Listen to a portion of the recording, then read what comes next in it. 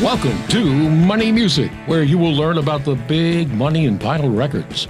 I'm John Marshall, also known as Mighty John, the record guy from MoneyMusic.com. With me is the man who personally knows many of the icons of rock and roll, my friend and Maine's legendary lawyer, Derry Rundlett. Yeah, it's nice to be on this cold day. It's a cold day outside, so we do Cold this. day, but nice and warm. Yes. Now, at the end of the show, we will tell you again how you can get the values for every Elvis and every Beatles record absolutely free, no purchase necessary. Over 2,000 Elvis and Beatle records are on the list.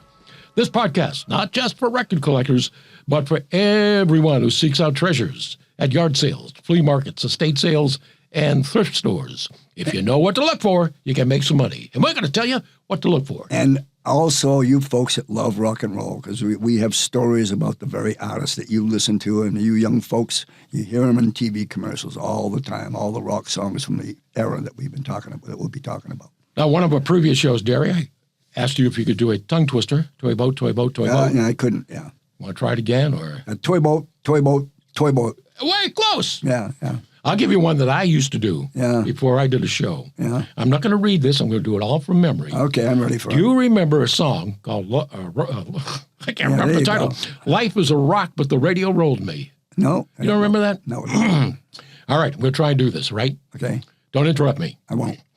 B.B. Bumble and the Stingers, Martha Hoople, Rachel Singers, Lonnie Mack and Twang and Eddie. Here's my ring, we're going steady. Take it easy, take it higher. Liar, liar, House of Fire, Locomotion, Poco Passion, Deeple, Purple Satisfaction, Gimme, Gimme, Gotta, Sandy's Cooking, Lizzie Gore, Richie Valens and the Stories, Mahafushi, Fujiyama, Kamasutra, Ramalama, RCA and Warner Brothers, CBS and all the others.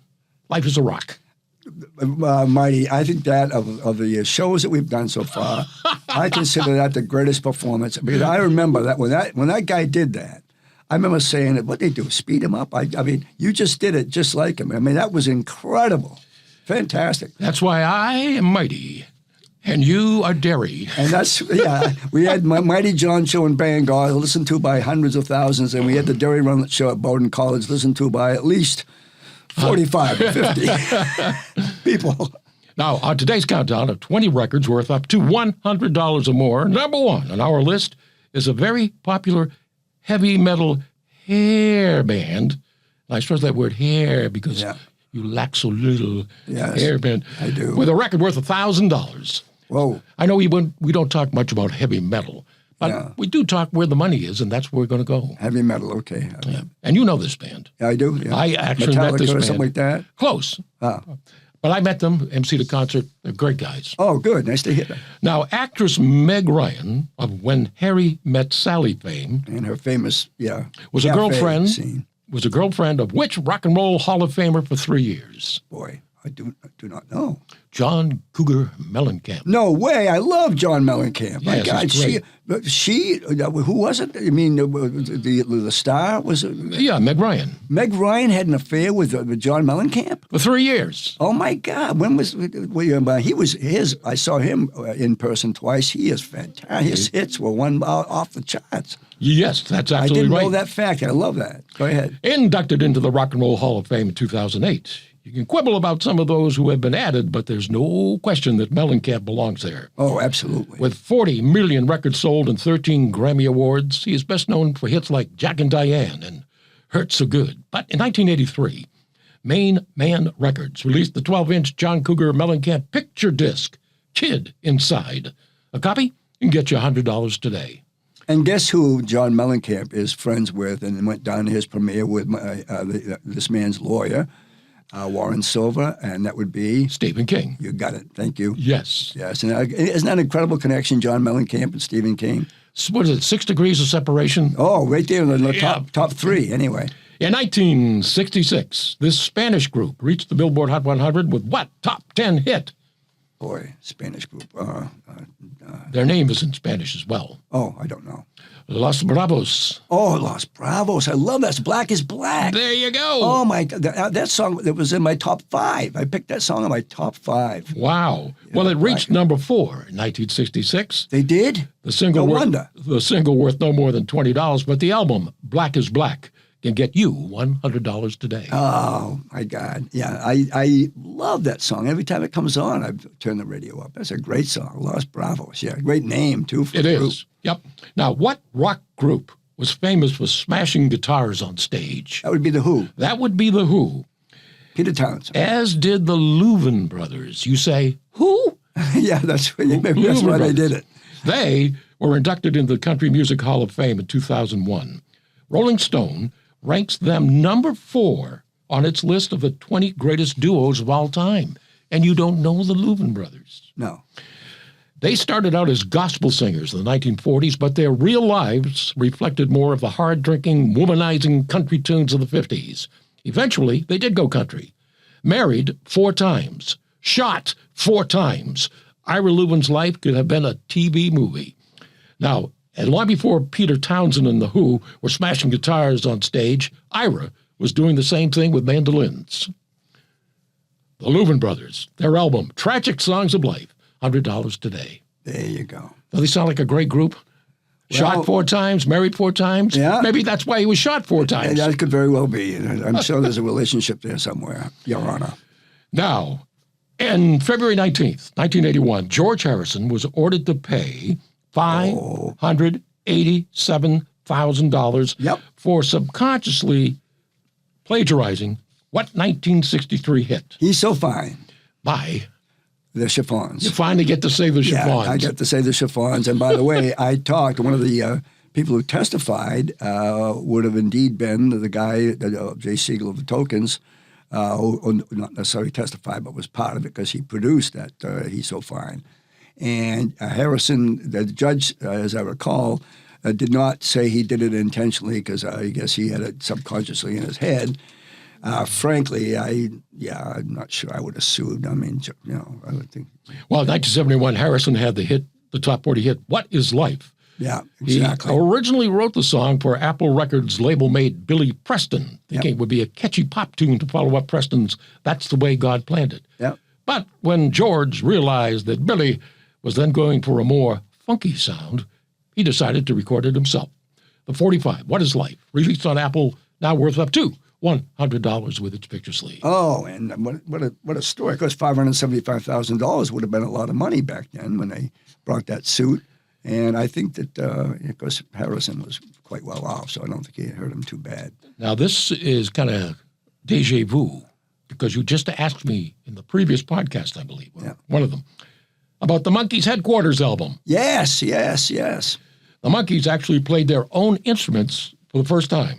Oh, I didn't know that. And they did a good job with that. I saw them 3 times at least. And they also wrote much of their own material. It took Sgt. Pepper's Lonely Hearts Club Band by the Beatles to knock the Monkees' Headquarters from the top spot. Yeah, and that's something. So, original copy of the Cold Gems label, and you didn't have it, you had it on another label. Yeah. Would sell up to $100 to $125 today. An original Sgt. Pepper's Lonely Hearts Club Band from '67, worth up to $175 in stereo and $500 in mono. Whoa, there you go. And here's to the Monkees. I did meet Mickey Dolenz. He was a MC for a couple of years on the Flower Power cruise. He is quite a talented gentleman. Time for another Elvis trivia question. Yes, I'm ready for that. All right, Elvis had many 2-sided hits, such as Don't Be Cruel with Hound Dog on the flip side. Can you name another 2-sided hit for Elvis? I'm going to say a Teddy Bear and something else. Whatever. Well, it was a hit, but not huge. Loving You. Whoa! I almost said that. I swear. I just didn't. If I had a nickel for every time, I know, but I wouldn't have to wash your car. Well, some things they go back in your mind, and you go, All right, listen, you're asking me questions that I have to answer like without thinking about it. Even Alex Trebek gave people like 30 seconds. All right, I'll give you 30 seconds. No, that's too long on this podcast. Right. 1957, RCA issued this 2-sided hit. 1957. Okay, don't know it. Playing for Keeps and Too Much. Oh, my God. Well, 2 great songs. Yeah. Playing for Keeps, I don't remember. I do remember Too Much. Oh, I Need Your Lovin' Too Much. Yeah. Elvis introduced the hits on The Ed Sullivan Show in January of 1957. A copy of the 45 with Nipper on the label. Now, who is Nipper? Nipper would be the dog. Yes. Okay. A copy with Nipper on the label up to $40. If Nipper is not on the label, the value jumps to $250. Oh, in other words, he's not on the label. Yeah. Add another $100 for the picture sleeve for either version. And here's a trivia question for you, my friend. What did Ed Sullivan say about Elvis as he exited on the very last appearance on his show? He's a wonderful young man. Jeez, that's it. You got it. Let's hear it for him now. That is exactly what he said, which was a great endorsement from Sinatra because he was at that time a very humble and well-liked man in show business. The Colonel turned him into a money machine. But anyway, that's another story. Now, Derry, if you know the answer to this. Okay, you wash my car. Okay, go ahead. This guy wrote for Led Zeppelin and Frank Zappa, and he also wrote the Be a Pepper jingle for Dr. Pepper. Oh, Barry Manilow. I didn't think you'd know this. That's all right. Jake Holmes was his I'm not name. going to, of course not. Well, now you listen to this. Yeah, already. Jake Holmes wrote Dazed and Confused, recorded by Led Zeppelin. I Would Be in Love Anyway for Frank Sinatra. He also penned some of the most popular jingles of the day. He was responsible for the Army recruitment theme, Be All That You Can Be, and Be a Pepper for Dr. Pepper. In 1968, Tower Records released the Jake Holmes album, A Letter to Catherine December. Copy? Get you $200 today. So, trivia that you didn't know, but nonetheless, there's money to be made. Yes, definitely. All right. Yeah, you can pass by that one. That's going to leave my memory. All right, this one might leave your memory too, but I know you watched a lot of cartoons. I did, Every yes. Saturday morning you were I up. did. Yes. Well into my adulthood, by the way. All right. Do you remember the TV cartoon show, The Magilla Gorilla? Yes. You do? Yes. Yeah, the big gorilla. Yeah, friendly gorilla. A former babysitter for Carole King released the single Makin' with the Magilla. I don't know that one. No, Oh, you don't know? no, I'm so sorry. Little Eva. Little Eva did that after the Locomotion, I assume. Yes. There you go, Locomotion. Great song. Former babysitter for Carole King scored with Keep Your Hands Off My Baby as she was lead singer for the Cookies. Yes. Okay? We did Chains. But it's her single on Dimension Records with picture sleeve of Makin' with the Magilla that collectors want. Made for the cartoon show, The Magilla Gorilla Show, it's worth up to $250 today. There you go. I'm sure people are looking through their trunks right now. Who else had a hit with the Locomotion?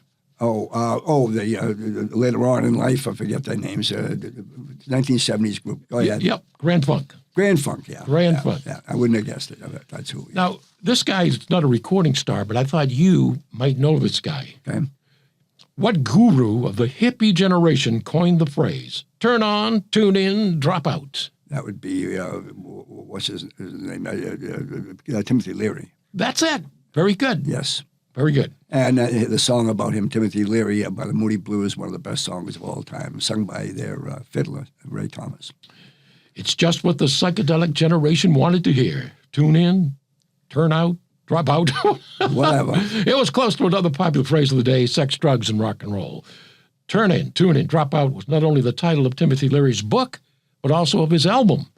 1966 copy, up to $300 Yeah. for the album. Far out, man. Yeah, and by the way, that saying sex, drugs, rock and roll, that was the theme song of many big universities back in the 70s. You want to admit this to the public? Well, I didn't go to those big universities. I went to Bowdoin. We were all perfect up there. What band had a hit with the Immigrant Song? Oh, boy. It's in the 70s. No idea. Led Zeppelin. Oh, okay. Led Zeppelin 3 was the third album for the band, featured more folk rock and acoustic renditions. The Immigrant Song is the best-known track from the album, 45 worth about $15. But the Led Zeppelin 3 album is collectible. The album features a movable wheel behind the front cover with more images as you move that wheel. Find a copy up to $300 today. Led Zeppelin. Everything by Zeppelin's worth money. Yeah, I would say so. Who had hits with Ladies' Night, Celebrate, and Jungle Boogie? It would be, what's her name? No, it's not a her. No, go ahead. It's Cool in the Gang. Cool in the Gang. Yes, geez, God. Yeah. Jungle Boogie, that was in... Yes. You start getting it in the late 70s, early 80s, 90s, I start to lose a little touch. We have to still go way back in history, the beginning of rock and roll. You're living in the past. Well, the roots of rock and roll is where I live, my dear friend. From out of New Jersey comes Kool and the Gang. They have sold over 50 million records since the release of their first album in 1969. 1973 hit Jungle Boogie was featured in what movie? God, no idea. Pulp Fiction. Oh, yes, John Travolta out there on the dance floor. Yes. But worth no more than $10. However, their self-titled album, their first album, released on D-Light Records, can get you $300 today. And by the way, John Travolta in that scene where he does Santa Claus in a disco, one of the best commercials of this last Christmas. Yeah, that was good. Yes. Very good. Very good. Yeah. Now, prior to becoming a member of the Beach Boys, he found work backing up such greats as Ritchie Valens, the Everly Brothers, and Eddie Cochran. That would be Glenn Campbell. I knew. Whoa, I'm wrong on that one? Yeah. Oh, who? Bruce Johnston. Oh, yeah, Bruce. And by the way, Bruce Johnston. He still was traveling with the band quite a while ago. I think he is now. I think he's the other guy. Johnston's first hit as a Beach Boys was what? Oh, In My Room. California Girls. Oh, that was his? Yes. Oh, my God, Beach Boys. And by the way, I said this every time you mention their names. Folks, go to a Beach Boys concert. You're watching the greatest of rock and roll, and they sound fantastic. California Girls by the Beach Boys with its picture sleeve up to $75. In 1963, Columbia Records released the Bruce Johnston album Surfin' Round the World. Copy worth up to $350 no today. No way. Yes. Yeah, I never got, I just met Mike Love, very, very short, brief. It was like, a handshake as much. I would love to talk with those guys. I bet you I wonder if Bruce Johnston knows that. That's pretty high value for his record. Who recorded the 73 top 10 hit Helen Wheels, and what makes it collectible? No clue. It's a Beatle. Ringo. It's another Beatle. Paul McCartney. You got it. Okay. As in postage stamps, a misprint or mistake can make a record collectible. Yes. What was this one? An example would be the top 10 hit Helen Wheels by Paul McCartney. Released on Apple in 1973, a correctly printed copy is no more than $10. But a copy omitting the printing on the label can get you $350 today. No way. Yes. I've seen copies, so they're out there. Oh, that's pretty cool. Anytime there's a mistake, you're going to make money. I got you. Yeah. What deceased female country music legend influenced Katie Lang, and what hit did she have with Roy Orbison? I'm going to guess Patsy Cline. Patsy Cline. And the hit, I don't know. Well, Catherine Dawn Lang, better known as Katie Lang, was heavily influenced by the music and style of the legendary Patsy Cline. As a matter of fact, her first band was known as the Reclines in tribute to her hero. In 1983, her band released their first record, Friday Dance Promenade. When Roy Orbison picked her up to be a part of a duet to sing the remake of his classic, Crying, her popularity surged. Her 1983 single, Friday Dance Promenade, released on Bumstead Records, can get you $350 today. Add another $350 for the picture sleeve. Okay. So Roy and Katie. My only Brenda Lee story for today, just one, is about if you look in the Country Music Hall of Fame, you have the desk of her producer, who also produced Patsy Cline, and you look on that desk, it's a model of his office. You see notes and albums of Brenda Lee and Patsy Cline, who are his two biggest clients. Go ahead. And by the way, Patsy Cline albums can be worth a lot of money. Oh. She's very collectible. Yeah. We'll talk about her in a future episode. Well, okay. What was Jerry Lee Lewis's last hit for Sun Records? High School Confidential. Good. Also, the title? You mean I got that? Yes. Oh, my God. I did too. Boy, I'm doing... Also the title of the movie, High School Confidential. Yes, of course. Used as part of the soundtrack of the movie of the same name, it was released both as a 45 and a 78. The 45 RPM version with its picture sleeve is up to $150. The 78 RPM version of High School Confidential can get you $350 today. They spent 2 weeks atop the Billboard Hot 100 in 1976 with the smash Let's just kiss and say goodbye. Oh, my God, 1976. Yeah, I'll know what you tell me. The Manhattans. No, wouldn't have gotten that. Never in a million years. 2 weeks at the top of the Billboard 176. First formed in 1964, the Manhattans can't be considered an overnight success. However, their one giant hit will live for a long time. It's an oddity because there, again, is a G-rated version and an X-rated version. Released on Columbia Records, the more common copy heard on the Top 40 radio, worth no more than $10. But the version with the X-rated printed on the label is worth up to $400 today. There you go. Yes. This will be a fun record to look for. What was the Beatles' only hit on the Swan record label? And can you name 2 other well-known recording artists who had hits on Swan? Okay. Give me the year of the record. It would have been in the mid-'60s. Mid-'60s. I'm going to go Rubber Soul. I'll go Norwegian Wood. No, She Loves You. Oh. Loves you, yeah. Yes. Well, yeah, oh my God. So that was one of their first hits, yes. Yes, now. I didn't know that. Yes. Yeah, well, of course, yeah. That was when it was She Loves You and I Want to Hold Your Hand were the first 2 really big ones for them. In 1964, the Beatles hit big. Record labels were rushing to get their rights to them. Yes. So much so that the boys recorded for Vijay, Swan, Tolly, Decca, MGM, before Capitol Records finally landed the Golden Goose. Yes. The Beatles only hit on Swan, She Loves You. Now, a copy on a black label worth up to $50. On a white label with red print, up to $700. Add another $150 for the picture sleeve. Now, the little details and variations for all records are listed where, Derry? In my record appraisal guide Money Music. at moneymusic.com. And going back to the Beatles, when I was a senior in high school in 1964, we indeed did a show called The Beatles, spelled Beetles, because I was afraid I was going to get sued by the Beatles. And I played Paul McCartney, in which we did She Loves You and I Want to Hold Your Hand. Well, there are actually records. They weren't hits. They're found in our record guide by the Beetles Beatles. No way. Yeah, but I'm sure it's not you. No, it definitely was not. Now, who were the other 2 acts to record for Swan Records? You know them well. Dave Plaque 5? No. Freddie Cannon. Oh, I love Freddie Cannon. I met Freddie Cannon. I had him in my do an interview on Flash Phelps' show. Yeah, Freddie Cannon, big deal. And the other, Len Berry and the Dovells. Okay, the Dovells, yeah. Okay, Swan Records. Yeah. All right, now it has been reported that an opera singer turned rock and roller fathered up to 75 children. His one big hit came out in 1956. What is Wilt Chamberlain? Who was it? Well, it's called I Put a Spell on You. Do you know who did that? No. You don't remember I Put a Spell on You? I remember the song. Creedence did it, and this guy was the first to do it. Screaming, Jay Hawkins. Oh, well, I would never would have guessed that. You're telling me he's got 75 kids out there? Oh, well, that's the word. I can't. Look how many great grandchildren. That's why they call him Screaming Jay Hawkins. Screaming, I guess. My God, boy, what was he doing in regular hours?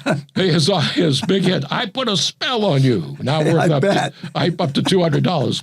Often wearing leopard skins and colorful leather, kind of like you in polyester. Hawkins originally wanted to be an opera singer. And again, his second choice was the father of 75 kids. So there's maybe a lot of little screaming jays out there. There you go. Every opera singer that goes for a tryout, they go, you related to Screaming Jay Hawkins.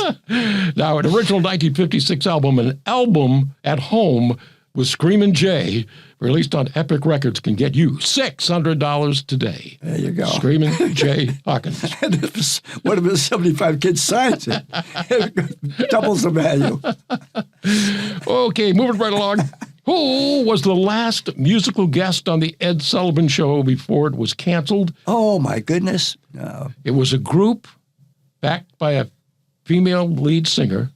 The rest of the group are all men. I got it. Gladys Knight and the Pips. You got it, Derry. Oh, my goodness. I am so proud of myself. That's a big one. That's a $64,000 question right there. June 1st, 1971. Gladys Knight is the last musical guest to appear on The Ed Sullivan Show, which was canceled the next day. Yes. After 23 years on the air. Right. Sullivan was so upset about the cancellation that he refused to do a final show.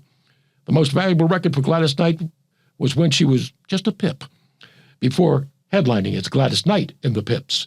the single, Every Beat of My Heart. Oh, you know, I saw her on the Malt Shop cruise. Just absolutely fantastic. She was the headliner. She didn't sail with the ship. She got on in Fort Lauderdale, did a show, then drove down to Miami, did another one. I saw her twice. Very good. Her single, Every Beat of My Heart, released on first hit on Hunton Records, now worth up to $900. Oh, here you go, Gladys. Good Yeah, for next you. time you see her, you got a copy of Every Beat of My Heart? Yeah, I'll be yelling out to her. I did have a front row seat both nights. Now, before we get to number one on today's countdown, we're going to tell you how you can get free record appraisals from me. Please limit your list of 3 records so we can give as many people as possible the chance to get free appraisals.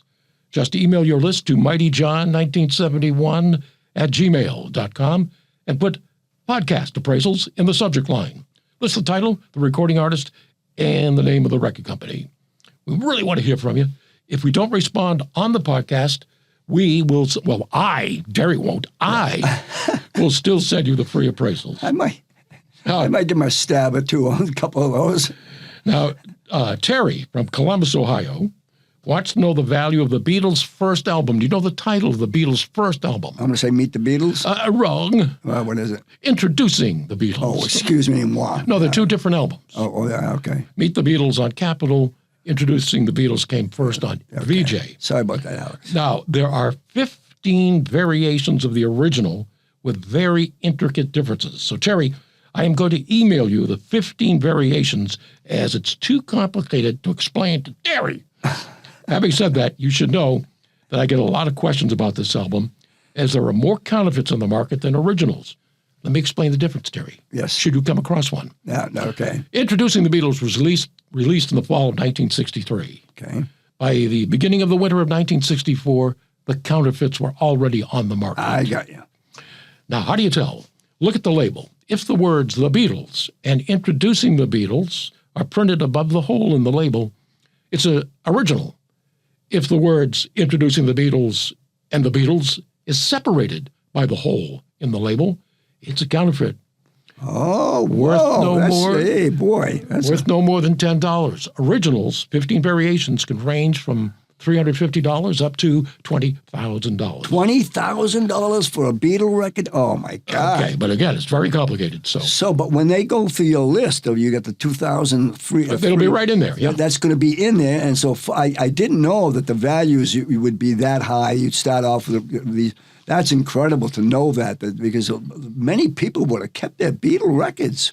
They would have. Oh, a lot of people still have them. Yes. Yeah, folks. So some of you out there could be sitting on a $20,000 record. Now, he wants to know the value of the album Hang On Sloopy by Of course. Very Good Derry. Released in 1965, a mono copy up to $40, but make it $50 for a stereo copy. Hang On Would be a Sloopy. good song. I'm surprised you haven't run into them on your trips. No, I've never seen the McCoys, no. Do you remember 45 called My Sharona Yes, My Sharona, yeah. by Yeah, the I don't know. Knack, by the Knack? Oh, never would have guessed that. Well, you know, we talked about The Who in My Generation Yeah. and the stuttering. Yeah. You made fun of Oh, yeah, yeah. because this was my Sharona. Yeah, that's right. Yeah. Yeah. Released in 1979, this single with picture sleeve is no more than $10. People think it's worth more because the girl on the picture sleeve is unbelievable. Okay. So enticing. Yeah. Google the picture sleeve for My Sharona. Okay. I will. I'll do that first thing when I get home. Yeah, no, I've seen a picture of her lately, and Okay.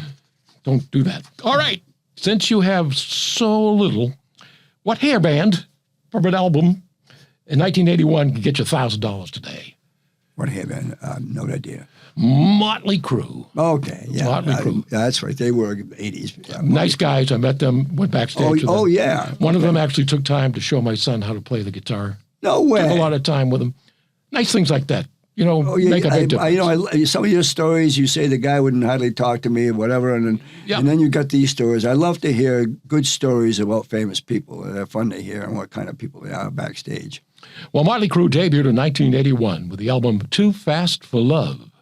It released on Leather Records, the band's own label. If on the cover, Motley Crue is in red print, the value is up to $400. But if on the cover, Motley is in black print, Crue is in white print, then the value jumps to $1,000. Remember, little things make a big difference, and those little things are all explained in my record appraisal guide. Remember, you can find the values for all your records at moneymusic.com. And if you email me at mightyjohn1971@gmail.com, we will send you the values for every Elvis and every Beatles record, including that Introducing the Beatles on VJ. No purchase necessary. Over 2,000 Elvis and Beatle records are on the list. Just state in your email that you heard the podcast and make any kind of comment you want. Be nice to Derry. That's all I can say. Because Thank you for that. my email address, too, is always posted on the homepage at moneymusic.com.